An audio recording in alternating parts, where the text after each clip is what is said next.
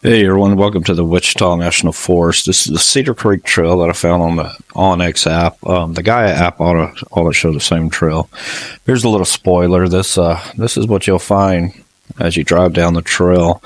Now, this was our first little off-road expedition. When I say off-road, it was a pretty well-maintained road. You don't have to have four-wheel drive to get here. A little clearance may be helpful. There is some low water crossings. The day that we went, it was rather cold, so there was actually some ice on the ground. So in this video, we didn't get out and do a whole lot of exploring. We just mainly enjoyed our new Jeep, our new to us Jeep anyways, and made a drive. It was mine and my wife's first time out. We plan on coming back once it does warm up to do some camping. I did set some GPS waypoints. I'm going to figure out a way to share those. Hopefully I can put the coordinates down in the comments to show you guys some of the camping spots that I'd found. Most of them are right by a creek and pretty open. What you're seeing here is right as we turn off of the highway. This is where you can park if you got your UTVs or your trailers or whatnot. There is a pretty steep power line trail off to the right as you start this. We didn't try to attempt it in the Jeep. I did watch a couple of videos of people that have, but I've got my wife has to drive this thing every day. So we're not going to use and abuse it too much. We may get into some minor crawling and some good off-roading. It does have a lift and some good tires on it. But like I said, you don't even have to have a Jeep. As long as you got a little clearance, two-wheel drive will make this road just fine. If it's been raining, I probably wouldn't try it. Like I said, there are some low water crossings, but not many in it. And unless it's been violently raining, you'll probably be fine. But it was just a beautiful drive, beautiful sunny day that we were out here in the Broken Bow area. This is my first time and my wife's first time to actually come to this part. We've been in the Ouachita Forest over in Arkansas and loved it. We will be visiting that area a lot more now that we've got a Jeep. I'm not initially going to do a lot of overlanding videos. I mean, I'm sure I'll have some up, but that's not really where I want to take this channel. This channel I want to take just kind of exploring and on adventures and showing different landmarks, not just driving videos. But, I'm going to try to do it on a budget. We still work for a living. We're in our mid-40s. Our kids are kind of getting to the age now to where they can worry about themselves, they can feed themselves, and as long as they don't burn the house down, they'll be fine. So we're going to venture off and try to work a little less and enjoy life a little more. Turned 44 and the whole body just hurts. We're kind of to the stage where if we don't go ahead and take the time to do some of these things that we want to do, we're just not going to be able to. I want to climb some mountains. I want to walk some trails, swim in some rivers, but I want to do it while I'm still young enough and my body will allow it. So here's one of the low water crossings I was telling you about. On this trail this day, it was a Saturday, but like I said, I think the temp that morning was like 19 degrees, so don't let the video fool you. It was kind of cold out there. I think the high got up to 30s, mid-30s that day. So we only passed like two other people, one group on a UTV and then another pickup, and that's all we've seen. We seen the ones as we first pulled into the forest on the forest road up there, but they were out enjoying their UTVs, I suppose. But it was a quiet trail. Now, during the spring and summer, I imagine these camping spots fill up pretty quick. But if I remember right, I think you can stay up to 14 days at a time out here. We wound up staying in a motel. I shot a couple different videos. I've got this trail, and then I got one across the way where we actually found our way to a bluff on the backside of the lake. That one was a little bit more intense than this trail, but it still wasn't bad. I don't think I really ever had to use my four-wheel drive this weekend. Only once when we got off a road that turned pretty rutted up and rocky on us, and my buddy met us out there on a Sunday with his Jeep Wrangler, but like I said, we're not avid off-roaders, so we're just getting into this. Neither one of us had a winch, and we didn't have tow straps or anything like that with us, so we did the responsible thing and turned around and said, hey, well, we'll get rigged up and we'll come back and conquer that on another day. So I didn't shoot a video of that one, but you can just see these gorgeous pine trees. There's some pretty good views. When we shot this video, I think it was like January 15-ish, somewhere in the middle of January. So a lot of the underbrush was kind of died down, and And there are some pretty nice views that you can catch a glimpse of. Like I said, I wish the weather was better because we would have got out and walked around and shot some more video and really enjoyed the views. But it was pretty bitterly cold. The week before was really cold, but we just went stir crazy. We got the tires and the lift on the Jeep, and I was ready to go. And so here we are. We took off and went and found us some woods and got away from everything for a little bit. So I'm going to quit yakking and let you guys enjoy the view a little bit. I'll get back on here and explain what we're seeing whenever we come up to something interesting. But thanks for stopping by. Check back often. I know I made a video last year swearing I was going to get to this, but you know how it is. Life gets in the way. And now that I'm in my mid-40s, starting to check my mortality a little bit more. And I realize if I don't get out here and do the things I really want to do, then my time may be running out. But enjoy the video.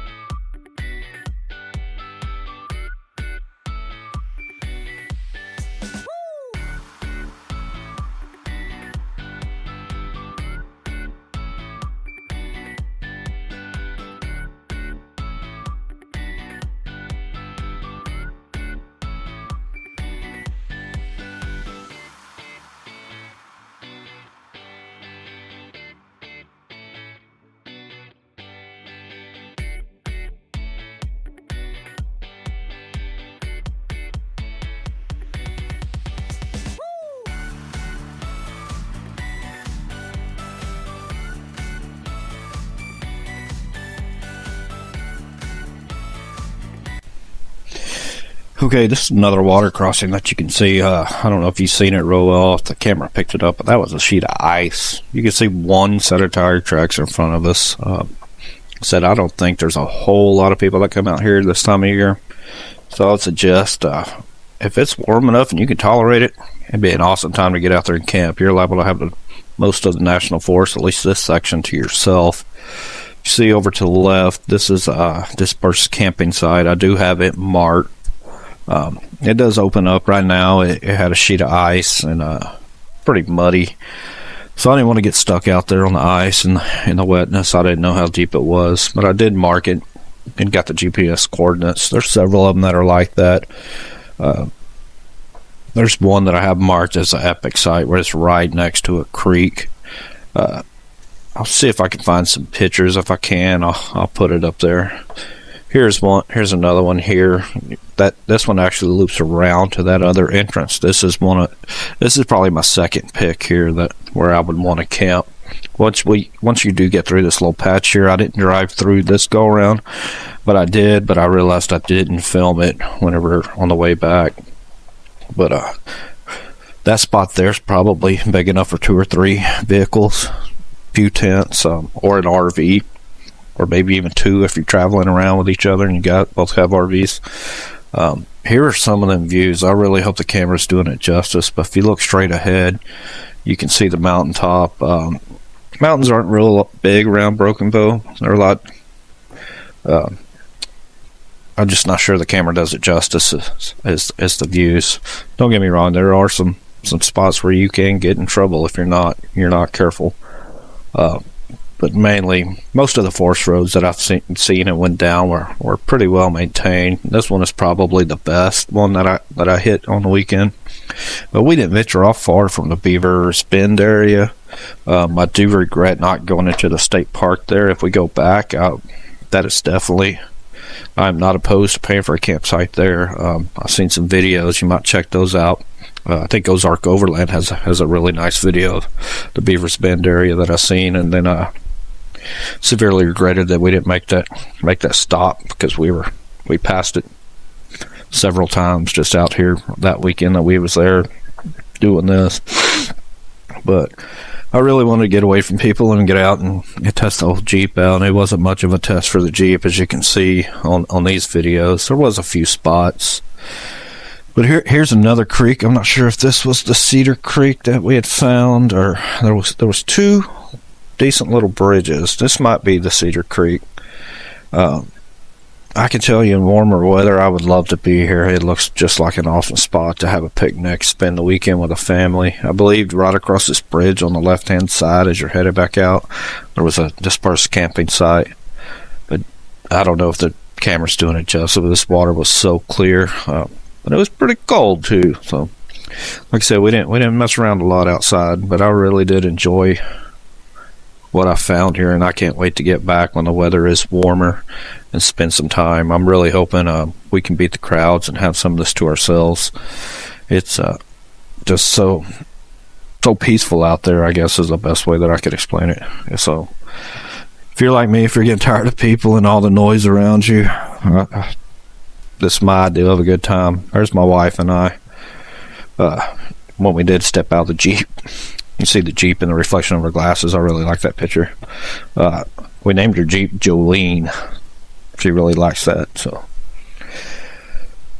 but anyhow, there's another little road. It showed that this was a loop, and I think that road that I got in trouble on might looped back around to here. We actually went around the other side, as you can see there, and tried to find it. But like I said, we ran into some major ruts. We were the only ones out there. Like I said, I didn't see many people, and I did not want to get stuck.